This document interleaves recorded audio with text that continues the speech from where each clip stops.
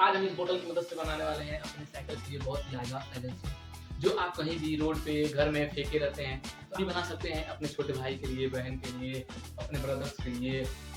तो चलिए वीडियो को स्टार्ट करते हैं। इससे पहले हम थोड़ा पानी पीते हैं। ठीक है चलिए स्टार्ट करते हैं।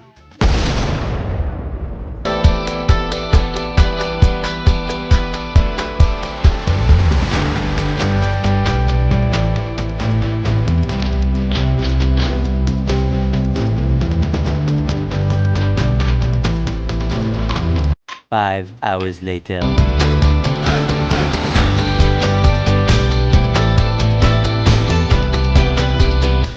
A few moments later.